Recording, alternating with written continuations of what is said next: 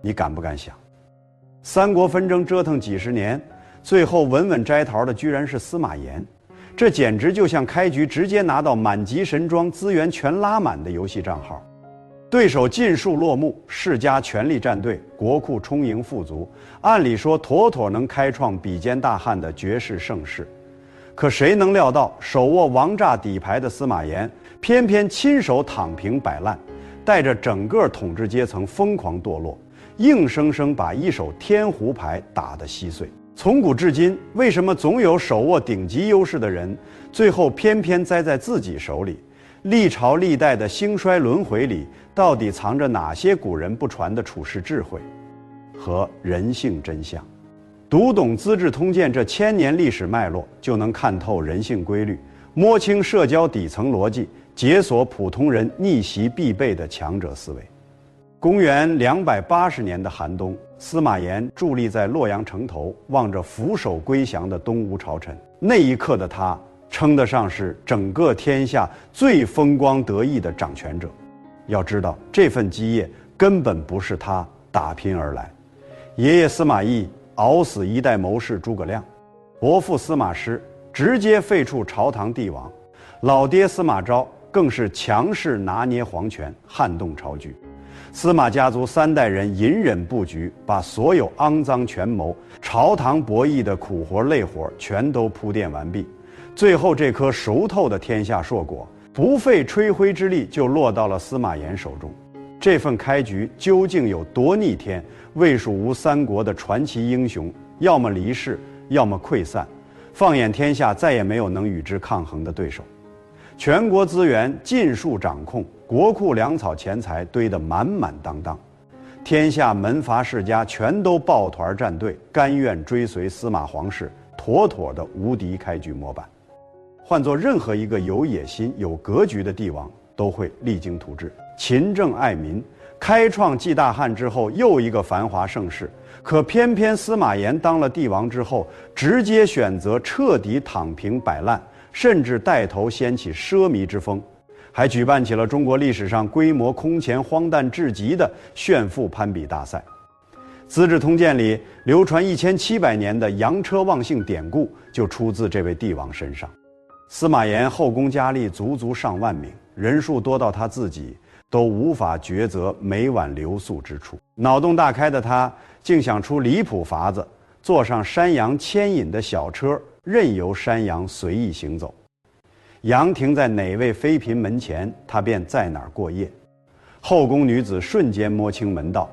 不再苦心钻研妆容才艺，反而拼命研究山羊的生活习性，特意在门口插上鲜嫩竹枝，撒上咸香盐粒，就为引诱山羊驻足停留。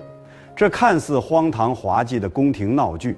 背后藏着的隐患却让人细思极恐。上梁不正下梁歪，皇帝带头荒淫奢靡，荒废朝政，底下的豪门门阀、世家贵族只会跟风效仿，堕落程度更是有过之而无不及。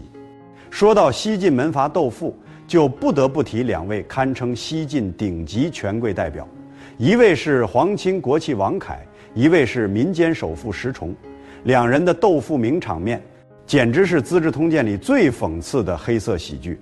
王恺日常奢侈到离谱，家里洗锅都要用香甜糖水。石崇听闻后当场嗤笑不已，直接放出狠话：自家生火从来不用普通柴火，清一色只用名贵蜡烛。王恺不甘心落败，特意从皇宫向司马炎借来一棵2尺高的红珊瑚树，宴请宾客时刻意摆放炫耀，满脸得意洋洋。谁知石崇看都懒得多看一眼，随手拿起铁如意，当场把珍稀珊瑚树砸得粉碎。王恺瞬间暴怒，当场气急败坏，要求对方赔偿。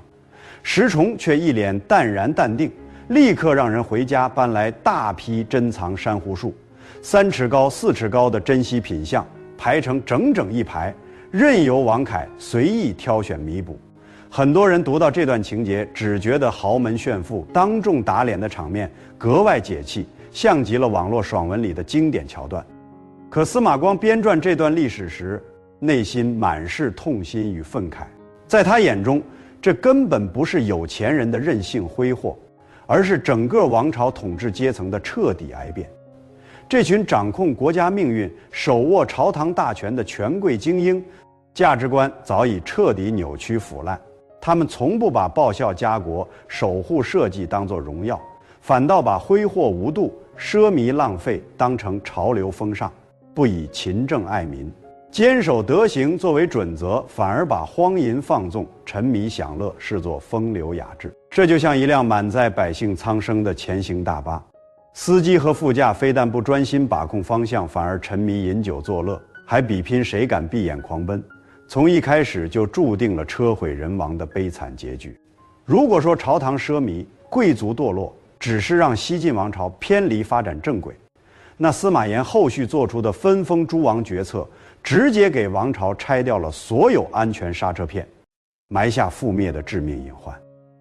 司马炎片面认为，曹魏之所以快速灭亡，核心原因就是皇室宗亲势力太过单薄，没有自家亲人坐镇四方保驾护航。于是他大手一挥，一口气分封27位司马氏王爷，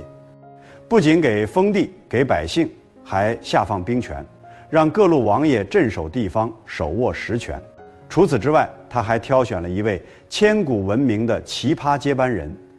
也就是太子司马衷。那句家喻户晓的千古蠢言就出自这位未来帝王之口。有一年天下大旱，颗粒无收，民间百姓饿垫地，流离失所。大臣急忙向司马衷禀报灾情，恳请朝廷开仓赈灾。谁知这位太子满脸懵懂天真，皱着眉头问出一句震碎三观的话：百姓没有粟米填饱肚子，为什么不喝肉粥充饥呢？世人大多嘲笑司马衷天生愚钝，不通世事，可细细深究就会发现这件事儿一点都不好笑，反而透着刺骨的恐怖。这足以证明西晋统治阶层早已和底层百姓彻底隔绝，他们活在锦衣玉食的象牙塔里，根本无法想象民间疾苦。在他们的认知里，肉粥是最普通的吃食，普通人不可能连肉粥都喝不上。一个心智残缺、不懂民生疾苦的帝王，端坐权力最高处，周围全是手握重兵、野心勃勃的宗室王爷，也就是后来的八王。王朝外围还有虎视眈眈、伺机南下的游牧民族，号称五胡势力。此时的西晋哪里是稳固王朝，分明就是堆满炸药桶的高危仓库。而司马衷手里恰好握着随时能引爆一切的打火机，真正点燃战乱引信的不是旁人，正是司马衷的皇后历史上声名狼藉的丑后贾南风。历朝历代掌权的女子不在少数，吕后狠辣果决，武则天雄才大略，都有治国理政的魄力，唯独贾南风生性纯粹恶毒，毫无格局底线。他只因太子并非自己亲生，心生嫉妒，便狠心设计谋害太子。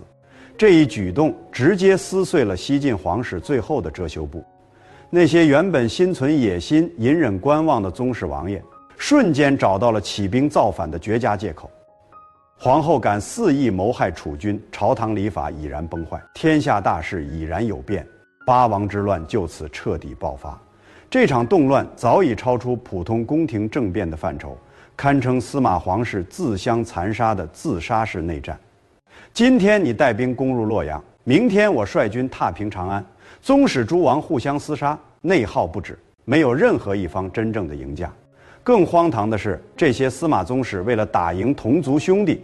居然做出了史上最愚蠢的抉择，大肆招募匈奴、鲜卑、羯族等胡人雇佣兵助阵，只要能帮自己铲除对手，钱财、爵位、官职全都可以随意封赏。这就像亲兄弟在家打架，偏偏主动打开家门，请来一群强盗帮忙助阵。等争斗落幕，强盗看清宅院富庶繁华，自然心生贪念，不愿离去，最终霸占家业，祸害一方。西晋的结局终究走向了令人窒息的悲剧。曾经在金谷园肆意斗富、奢靡度日的首富石崇，最后被押赴菜市口斩首行刑。临行前，他满心不甘，直言杀自己不过是觊觎家财。一旁的刽子手冷冷回怼：既然早知钱财惹祸，为何当初不散尽家财，行善积德？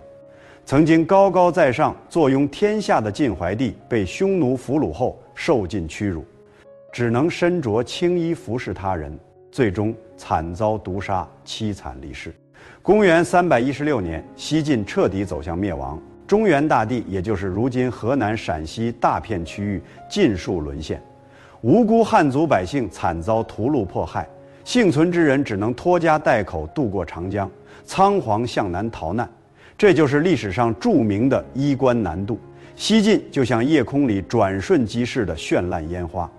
仅仅维持37年统一局面，随后便拉开了近300年天下大分裂、战乱不休的黑暗序幕。司马光编撰这段历史时，字里行间满是愤怒与惋惜。他只想警示后人，一个没有责任感、价值观崩塌的精英阶层，终究会把天赐的一手好牌亲手打得一败涂地。但历史从来不会只剩绝望，黑暗之中总会孕育新生力量。当旧贵族在连年战乱中消亡殆尽，全新的秩序与文明正在悄然崛起。南方有志之士尝试以包容之心重构社会秩序，北方曾经被视作野蛮的游牧族群也开始反思杀戮争斗，学着建立制度，传承文明。倘若你穿越成为东晋开国皇帝司马睿，一定会深陷无尽绝望，手里没兵马、没钱财、没稳固地盘，只能带着大批北方逃难的贵族士族流落南方江东，寄居当地世家大族的地盘。江南顾家、陆家等本土望族看待北方逃难皇室贵族的眼神满是轻视与疏离，就像看待上门蹭饭的乞丐，满心嫌弃。这时候若是硬撑皇权尊严，效仿前朝推行中央集权，只会瞬间被本土豪门联手覆灭，根本无法立足。就在这进退两难的绝境时刻，一位绝顶聪慧的名臣挺身而出，他就是王导。他给司马睿献上的治国谋略，直接奠定了东晋100年的政治根基，也就是千古闻名的王与马共天下。简单来说，就是司马氏皇室只保留帝王虚名，充当朝堂吉祥物，真正的朝堂实权、官职任免、土地划分，全都均衡分配给王家、谢家、桓家等江南世家大族。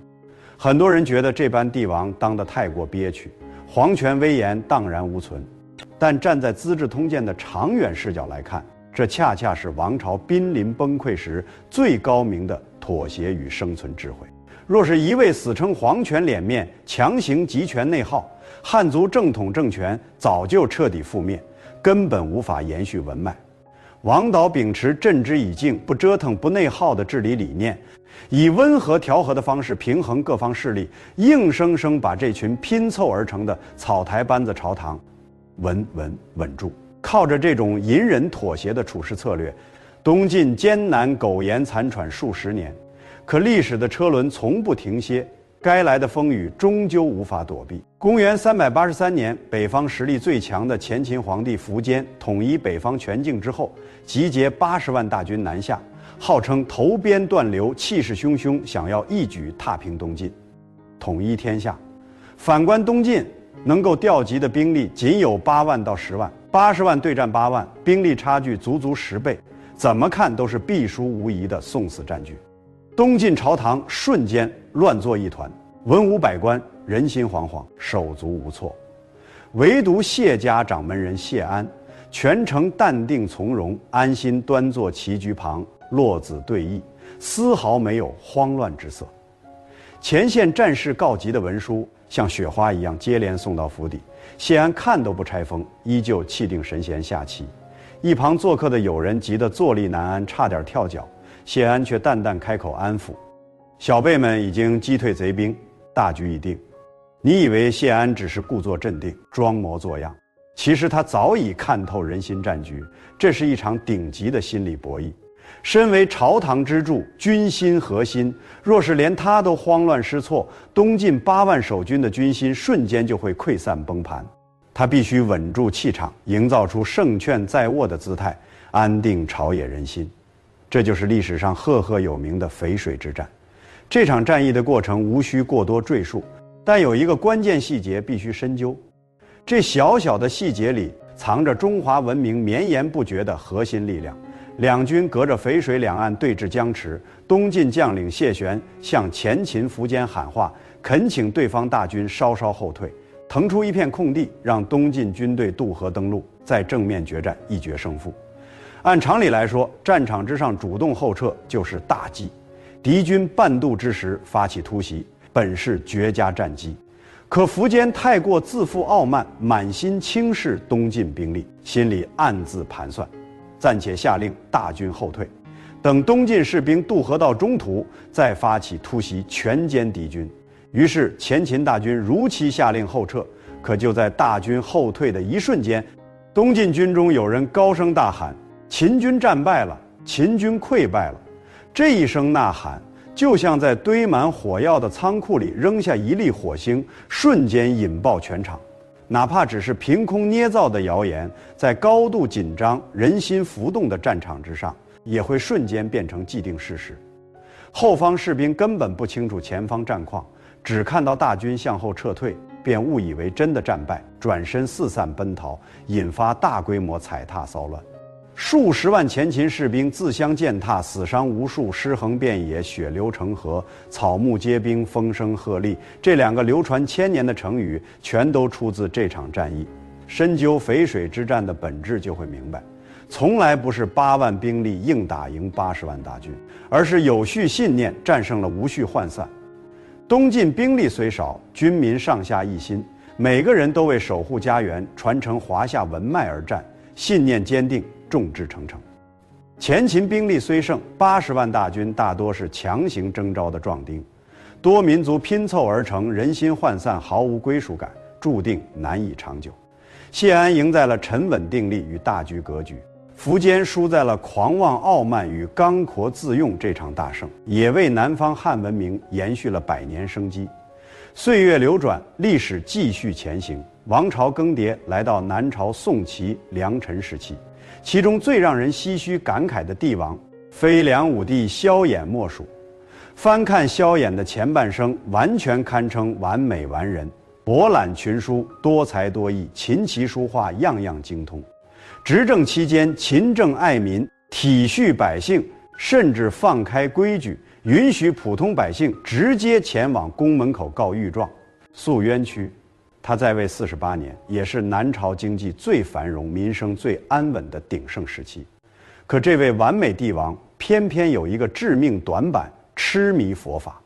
且走火入魔，难以自拔。萧衍更是中国历史上唯一一个多次出家为僧的帝王，先后3次舍弃皇权，跑到同泰寺剃度出家。潜心礼佛，朝中大臣束手无策，每次都只能凑集巨额钱财，把他从寺庙中赎回朝堂，继续处理朝政。他还颁布严苛政令，全国禁止杀生，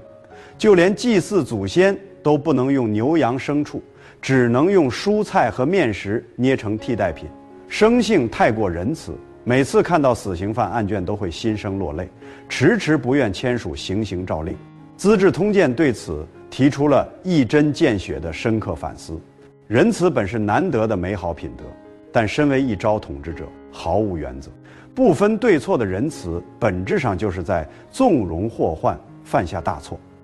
正是因为这份泛滥的仁慈，他接纳了从北方投奔而来的叛将侯景。满朝文武全都极力劝阻，直言侯景天生反骨，野心极大，绝不能重用收留。可梁武帝却固执己见，扬言要用佛法感化人心，收服叛将。结局终究狠狠打脸，侯景之乱骤然爆发。侯景仅凭数千兵力就轻易围困皇宫，曾经繁华富庶的健康城瞬间沦为人间炼狱，哀鸿遍野。最讽刺也最悲凉的一幕就此上演：86岁的梁武帝被侯景困在台城深宫之中，饥寒交迫，头晕目眩，想要一口蜂蜜水解渴充饥，看守宫人却冷冷回绝，什么都没有。这位统治南方半世纪、自诩菩萨皇帝的帝王，最终孤零零饿死在自己的皇宫里，悲凉结局让人唏嘘。他离世之后，南朝彻底走向衰落，曾经拼死守护华夏文明火种的南方政权，在无休止的朝堂内斗、虚伪无度的仁义执念中，耗尽了最后一丝元气。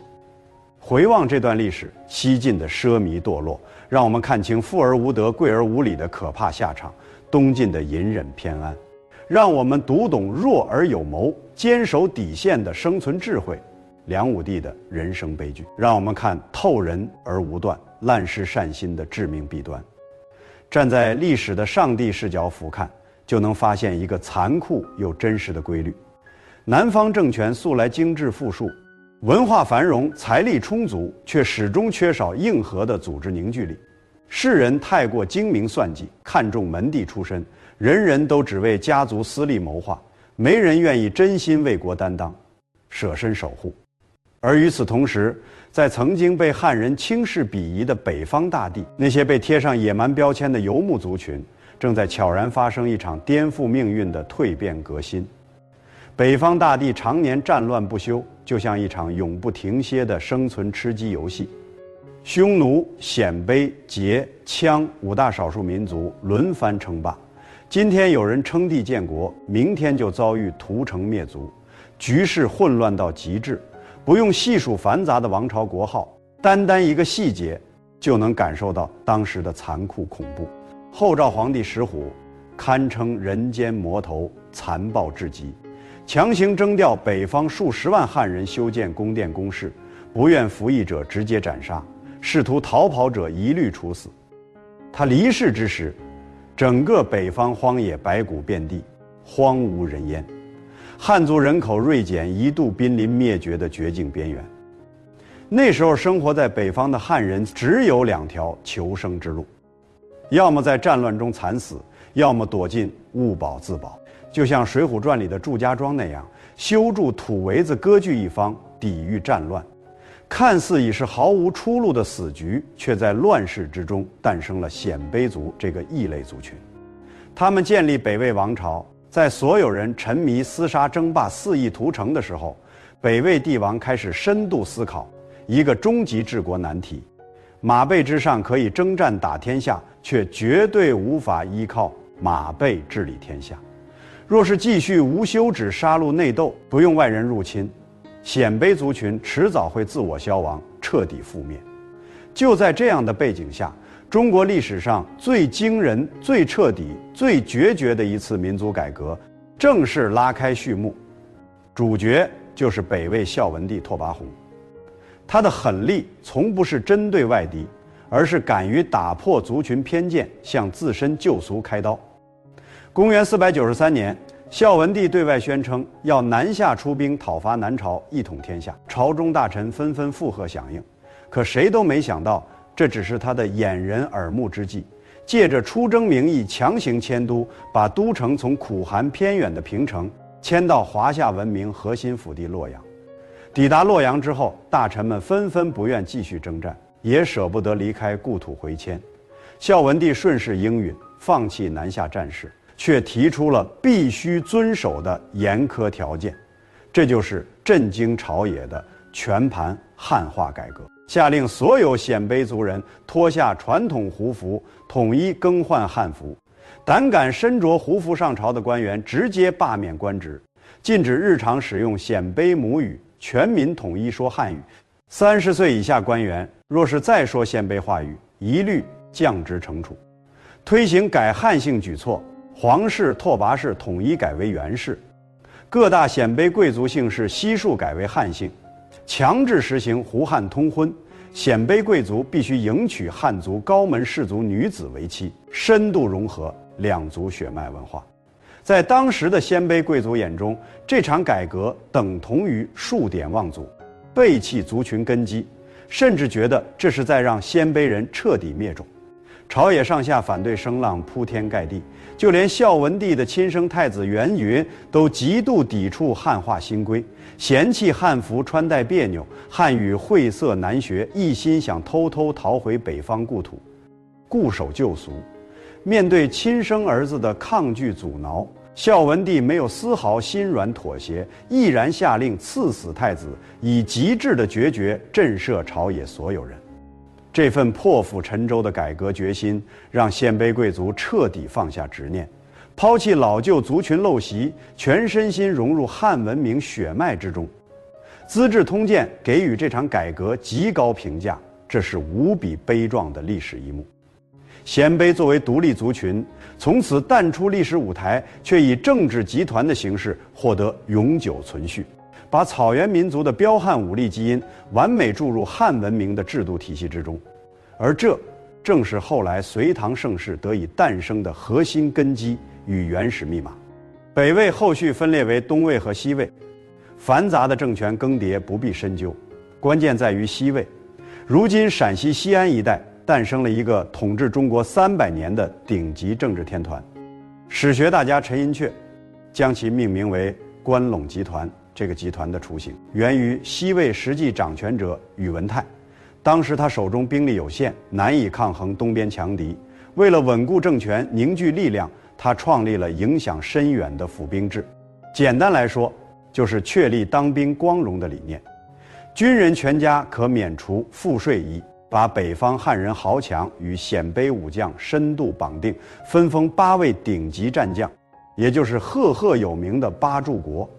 看完八柱国的人物名单，绝对会让人倍感震撼。李虎的孙子是开创大唐盛世的李世民，李泌的曾孙是瓦岗寨首领李密，杨忠的儿子是隋朝开国皇帝杨坚，还有传奇人物独孤信，更是堪称传奇中的传奇。看懂这份名单就会恍然大悟。后来的隋朝、大唐本质上都是关陇集团内部的权力更迭，根本没有凭空出现的救世英雄。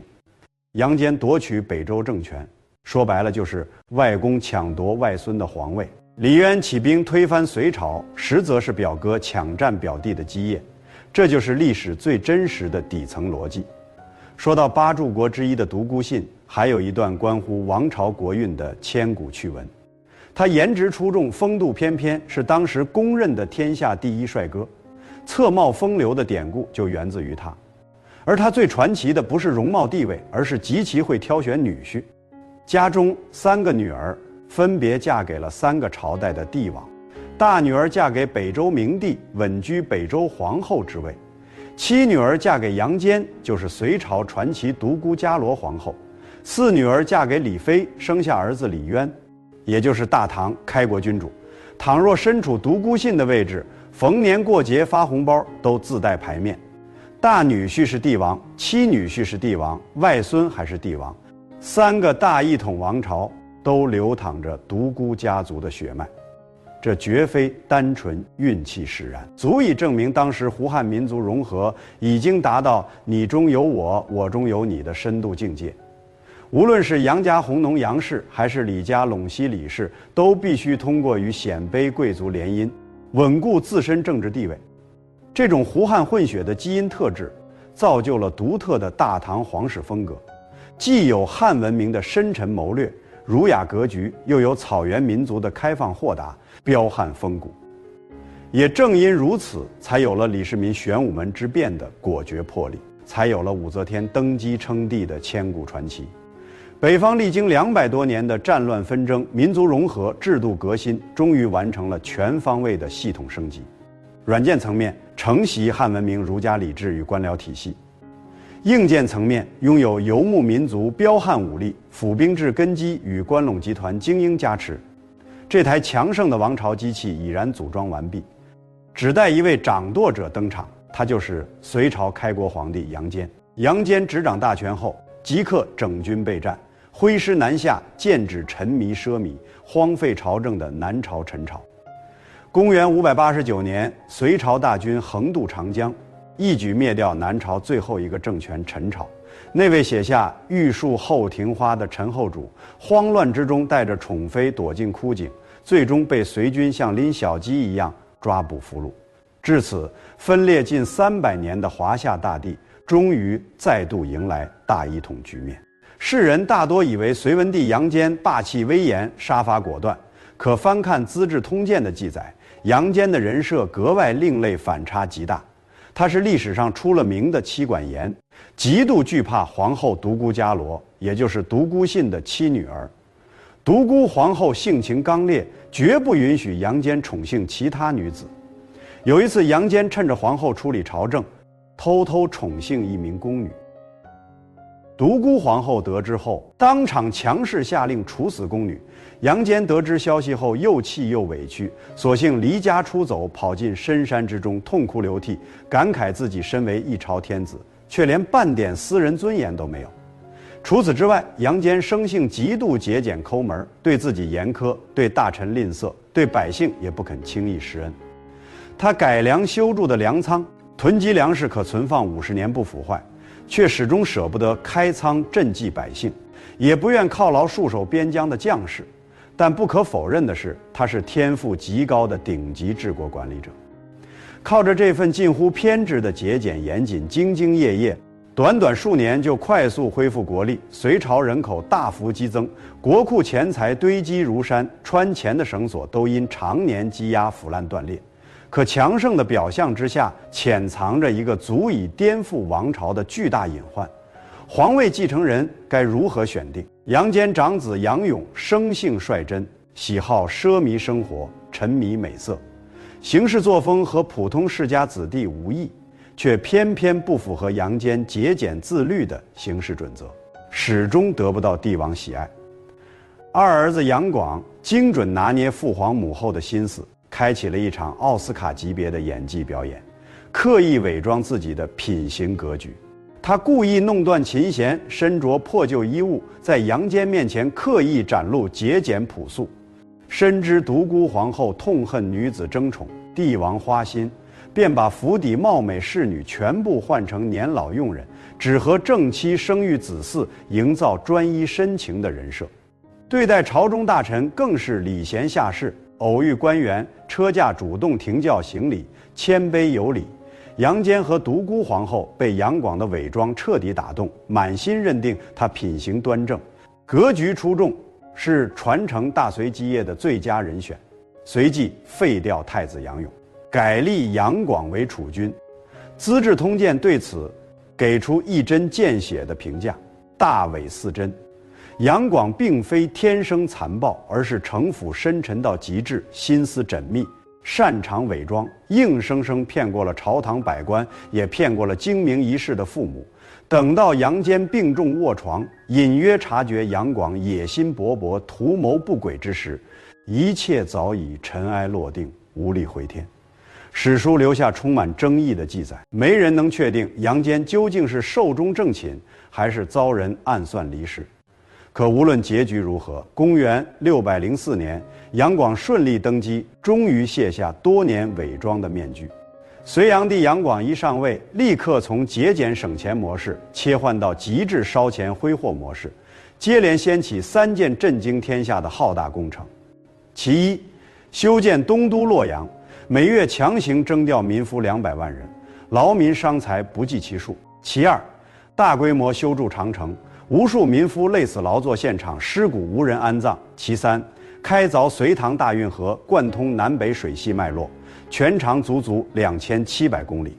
很多民间野史诟病杨广开凿大运河只是为了南下扬州游玩享乐，贪恋美色，这完全是低俗地摊文学的片面解读。站在《资治通鉴》的正史视角来看，杨广开凿大运河有着极具硬核的政治经济考量。经济层面，北方历经数百年战乱破坏，民生凋敝，经济破败，而江南地区富庶繁华，粮草充足，必须打通水上运输大动脉，把江南的粮食物资源源不断运往北方，供养京城朝堂与边防军队。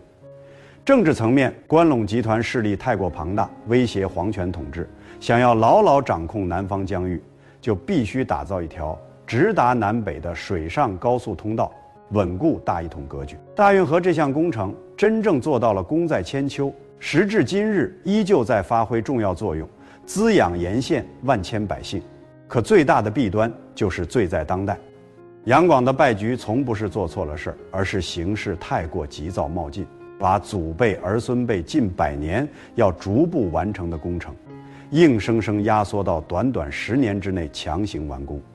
就连影响中国2000多年的科举制度，也在这一时期应运而生。推行科举，从来不是单纯为了选拔人才、追求公平，核心目的是削弱关陇贵族权力，打破世家垄断朝堂的格局，通过考试选拔寒门子弟，把朝堂权力重新收归帝王手中。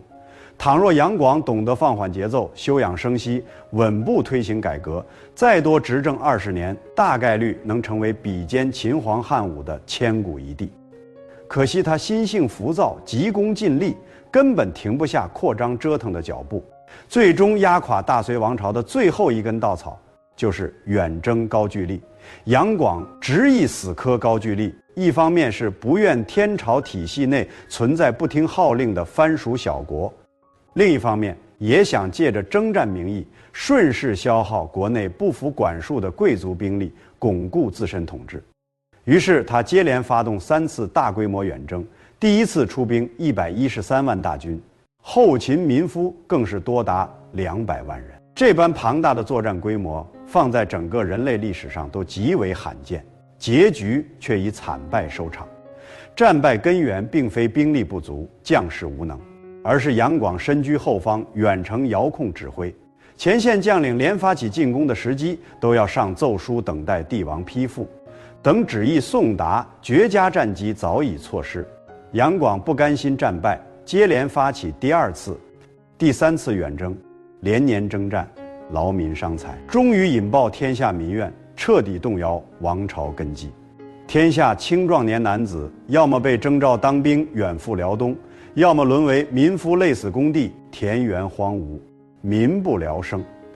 山东地区率先爆发王勃起义，那首流传千古的《吴向辽东浪死歌》喊出了天下百姓的心声，不愿远赴辽东白白送死，瞬间传遍大江南北。就连杨广亲信礼部尚书杨玄感也趁机起兵反叛。大隋王朝的崩塌，不像西晋那样慢慢腐烂衰败，反倒像突发心梗的壮汉，瞬间血管爆裂，全盘崩盘。隋朝的结局充满荒诞又悲凉的宿命感。公元618年，杨广躲在江都扬州，北方全境被起义军占据，李密、李渊、窦建德各路势力割据一方，他再也无法重返京城，也心知王朝覆灭，大势已去。他常常对着铜镜抚摸自己脖颈，淡然对萧皇后感慨：如此俊朗头颅，不知最终会落在哪人手中。他猜到了王朝覆灭的结局，却没料到终结自己性命的不是农民起义军，不是起兵反隋的李渊，而是自己最信任的宫廷禁卫军。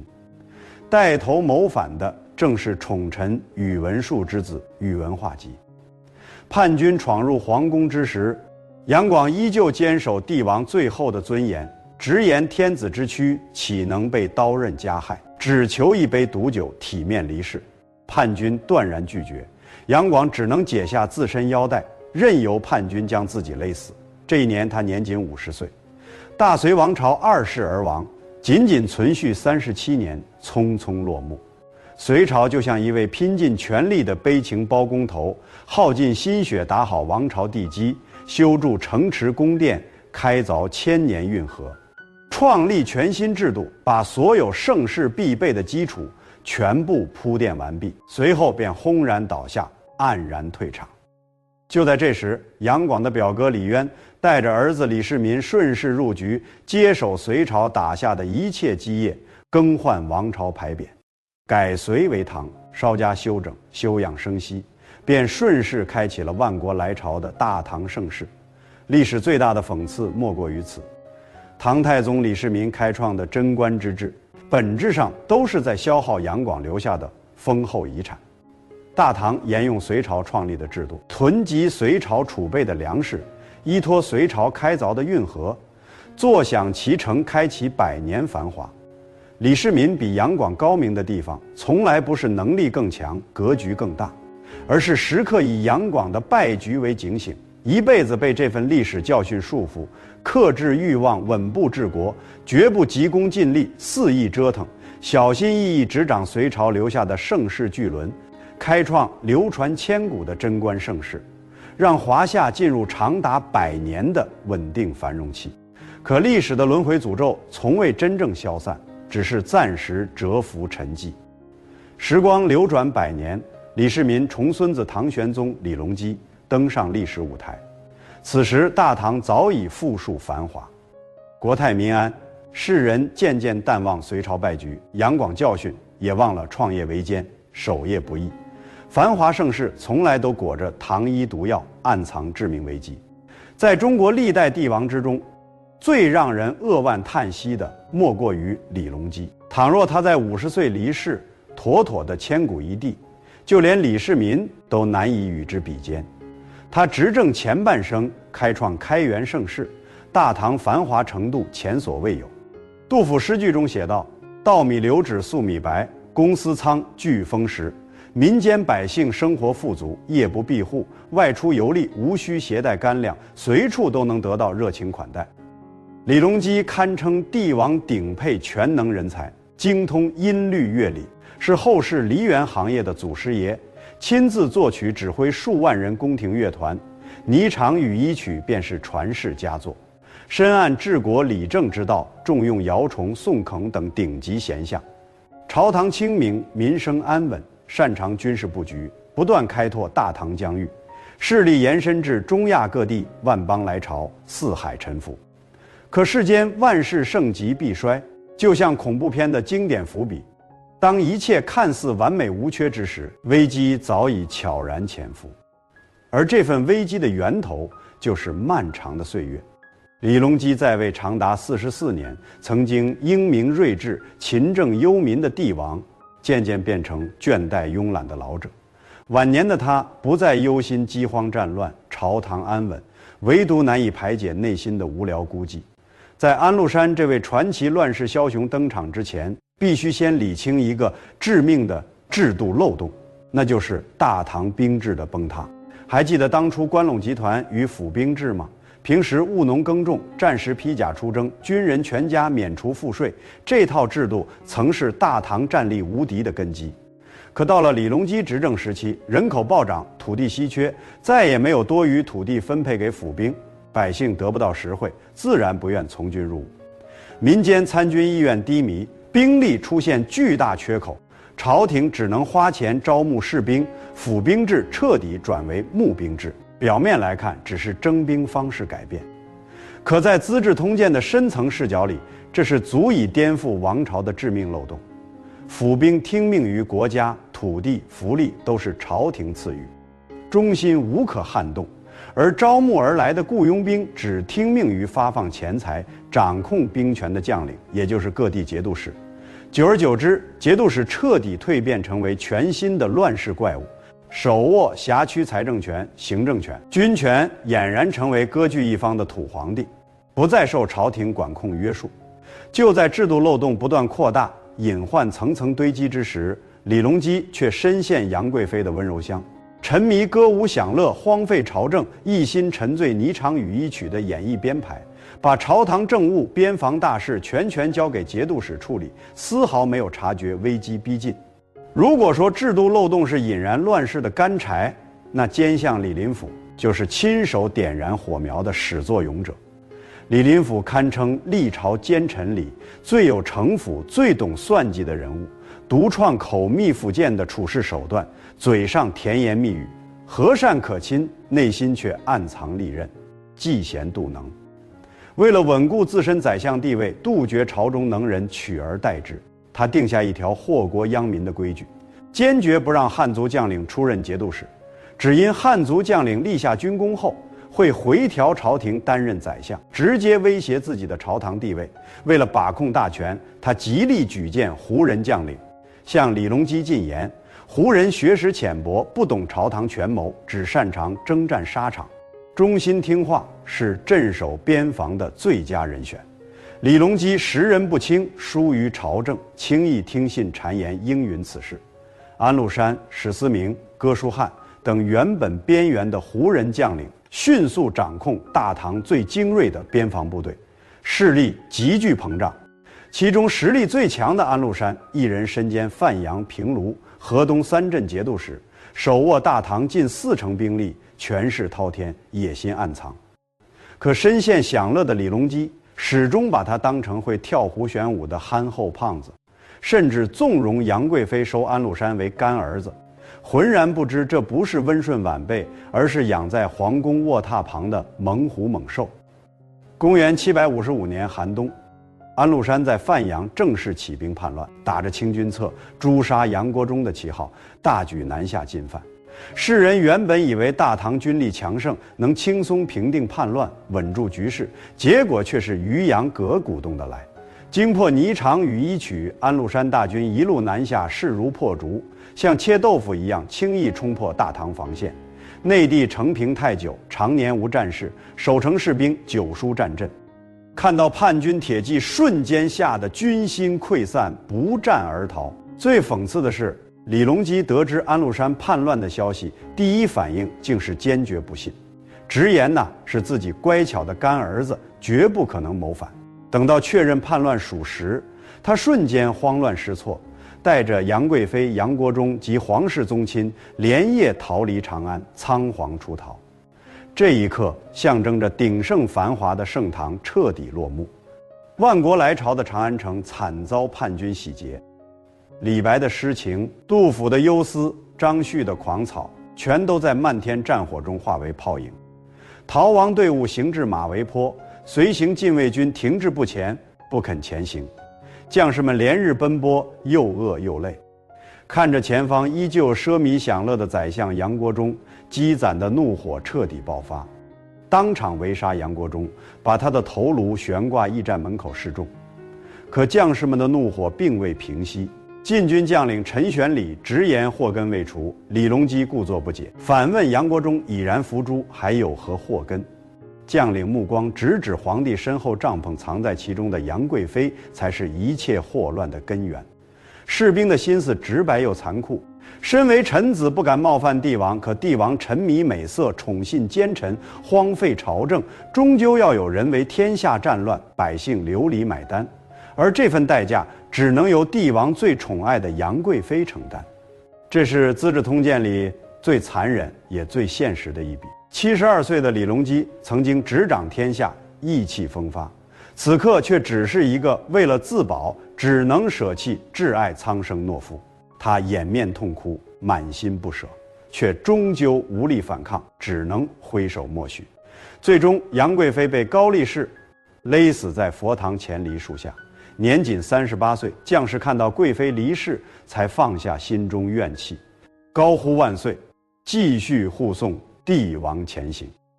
这就是权力最冰冷的代价。一旦权力失控，朝局混乱，世间再动人的山盟海誓、儿女情长，在兵变利刃和天下怒火面前，都只是用来平息民怨的牺牲品。安史之乱历经多年才勉强平定，靠着郭子仪拼死征战，借回纥兵力助阵，才艰难击退叛军。可大唐的国运脊梁早已被彻底打断。自此之后，大唐彻底沦为苟延残喘的植物人王朝。中央朝廷丧失兵权威严，只能看各地节度使脸色行事。宦官趁机把持朝政，帝王不再信任文武百官，只能倚重宦官制衡势力，天下百姓流离失所，饱受战乱。杜甫写下三吏三别，字字泣血，句句含泪，道尽民间疾苦。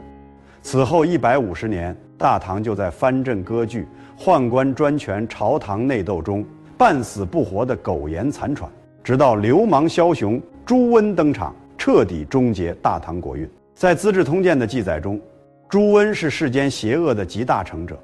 他不像曹操那般兼具枭雄格局与谋略，纯粹是毫无底线、心狠手辣的市井流氓。早年投身黄巢起义军，后来见风使舵投降唐朝，转头就大肆屠杀昔日同伴，生性残暴嗜杀，甚至把活人充当军粮，毫无人性底线，生活荒淫无度，伦理纲常全然不顾，就连自家儿媳也肆意亵渎。但在乱世纷争的年代，他身上的狠戾果决反倒成了立足乱世的资本。心狠手辣、不择手段的流氓，往往能在弱肉强食的时代活得更久，攫取更大权力。公元904年，朱温嫌弃唐昭宗不肯顺从摆布，直接派人入宫刺杀帝王，犯下弑君大罪。杀掉帝王仍不满足，他痛恨朝堂自命清高的名门贵族，一场堪称文明史上最黑暗的白马驿之祸就此上演。朱温谋士李振常年科举落第，郁郁不得志，对身居高位的世家权贵恨之入骨，趁机向朱温进言。这些自诩清流的高官贵族，常年轻视寒门，目中无人，不如尽数诛杀，抛入黄河，让他们沦为浊流。朱温当即采纳提议，在白马驿将30多位大唐顶级宰相、名门高官集体处决，尸体全部扔进滚滚黄河。这惨烈一幕标志着从东汉延续近800年的门阀士族体系彻底走向覆灭。曾经风光无限的王家、谢家、关陇集团独孤世家，在这一刻，肉体与精神信仰全都被乱世洪流冲进历史尘埃。自此之后，华夏再无传统贵族，世间只剩手握兵权的军阀，和辛苦耕耘的百姓，阶层格局彻底重塑。大唐灭亡之后，华夏进入5代十国的混乱时期，53年时光，如同按下乱世快进键，中原大地接连更替梁、唐、晋、汉、周5个朝代，前后更迭13位帝王，平均每位帝王在位不足4年，王朝更迭如此频繁，核心根源就是世道规则彻底崩塌。5代军阀安重荣说出一句流传千古的至理名言：天子兵强马壮者为之，宁有种也。只要手握重兵，实力强悍，人人都能称帝称王。所谓皇室血统、礼法规矩全都不值一提。这是极致的社会达尔文主义，谁有兵权，谁就能起兵造反。子杀父，弟杀兄，陈弑君的乱象层出不穷。石敬瑭勾结契丹入关灭后唐，甘愿背负千古骂名。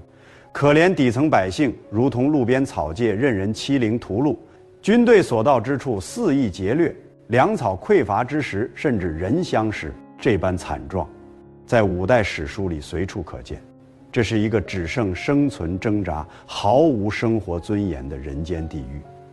司马光编撰这段历史时，笔尖都在隐隐颤抖。他不只是单纯记录王朝更迭、战乱纷争，更是在深深叩问世人：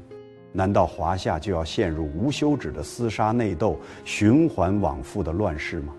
谁能打破这个恶性循环，终结战火，重塑秩序？就在世人深陷绝望之时，真正的救世主悄然登场。他不靠征战杀戮、铁血夺权，而是靠着通透格局、精妙布局稳住天下。他就是赵匡胤。公元960年正月初1，朝堂传来契丹大军南下入侵的假情报，赵匡胤奉命率领禁军北上出征，行至陈桥驿安营扎寨，将士饮酒休憩。次日清晨醒来，赵匡胤身上已然被披上黄袍，麾下将士手持利刃，齐声高呼：“点检做天子，点检做天子。”这就是家喻户晓的陈桥兵变，明眼人都能看透，这是赵匡胤自导自演的夺权大戏。可他最厉害的地方在于兵不血刃，平稳夺权。进入京城之后，他严令军队禁止劫掠百姓，屠杀前朝皇室柴氏子孙。原本准备逃难的百姓意外发现，这次改朝换代没有杀戮，没有动荡，安稳超乎想象。可赵匡胤内心始终清醒，自己靠着兵变黄袍加身。若是没有完善制度约束，日后手下将领必然效仿，把黄袍随意披在他人身上，战乱轮回永远无法终结。他必须亲手斩断这个乱世死循环。他没有像刘邦、朱元璋那般登基后大肆屠杀开国功臣，也没有设下鸿门宴暗藏杀机，反而打造了一场史上格局最高的权力和解棋局——杯酒释兵权。建隆2年的一场宫廷晚宴，赵匡胤宴请石守信等结拜开国大将。酒过3巡，氛围融洽之时，他突然面露愁容，连连叹气，直言身为帝王太过煎熬，日夜难以安睡，时刻担心有人夺权篡位。众将领惶恐不安，纷纷跪地表态忠心，直言无人敢忤逆陛下。赵匡胤缓缓道出内心顾虑：你们自然忠心不二，可你们麾下将士贪图富贵荣华，哪天强行把黄袍披在你们身上，就算你们不愿谋反，也早已身不由己。众将领瞬间恍然大悟，满心惶恐，跪地叩首，恳请帝王指点生路。赵匡胤顺势给出两全其美的解决方案：人生苦短，转瞬即逝，不如辞官还乡，积累财富，买房置地，福泽子孙，每日饮酒作乐，欣赏歌舞，君臣之间互不猜疑，安稳度日，共享太平盛世。次日上朝，所有开国大将集体上奏辞官，主动交出手中兵权，告老还乡，安度晚年。赵匡胤信守承诺，赏赐巨额钱财田地，还与各位功臣联姻结亲，稳固君臣情谊。这不仅仅是一次简单的权力交接，更是一次影响千年的伟大制度转型。赵匡胤用财富安稳买断武将的政治野心，宋朝自此确立重文抑武的基本国策，华夏历史彻底从武人掌权、拳头说了算的乱世格局，转向文人治国、礼法为先的文明格局。虽说重文抑武导致宋朝军事积弱，常年受外敌侵扰，却彻底终结了每隔数年就兵变夺权、改朝换代的内乱恶性循环。天下百姓终于远离战火纷争，能够安心耕种经商，安居乐业。这是文明战胜野蛮、格局终结战乱的最好证明。《资治通鉴》的编撰到公元960年五代落幕便戛然而止。很多人疑惑为何不续写宋朝历史，原因很简单，司马光是北宋朝臣，当朝史实不便编撰，也不敢妄加评判。可他把这部千古巨著献给宋神宗时，早已暗藏深意。1300多年王朝兴衰，人事沉浮，从三家分晋、礼崩乐坏，到汉唐盛世、万丈荣光，再到五代十国、乱世悲歌。历史就像一枚回旋镖，从来都有因果轮回。但凡坚守德行、恪守规矩、勤政爱民的王朝，即便终究走向落幕，也能寿终正寝。留名青史，但凡玩弄权谋、败坏礼法、奢靡暴虐的王朝，比如秦朝、隋朝、五代乱世，全都快速覆灭，下场凄惨。司马光留给后世所有人的箴言，从来都只有简简单单8个字：善可为法，恶可为戒。我们静下心品读《资治通鉴》，从来不是为了钻研权谋诡计、算计人心，而是在看透千年王朝兴衰、人性善恶黑暗之后，依旧懂得坚守规则，敬畏文明，心怀善良，从古人的处世智慧中解锁自己的人生格局，强者思维，读懂人情世故，看透社交本质。看完这段跨越1300年的历史脉络，你有没有彻底读懂《资治通鉴》里的处世玄机？你觉得西晋覆灭、盛唐衰落、隋朝短命的核心根源到底是什么？普通人读懂《资治通鉴》，最能收获哪些实用的人生智慧和社交技巧？欢迎在评论区留下你的独到见解，和大家一起探讨交流。喜欢历史，想学古人处世智慧，解锁强者思维的朋友，一定要点点订阅，关注频道，后续持续拆解《资治通鉴》千古智慧，带你看透人性，读懂历史，通透人生。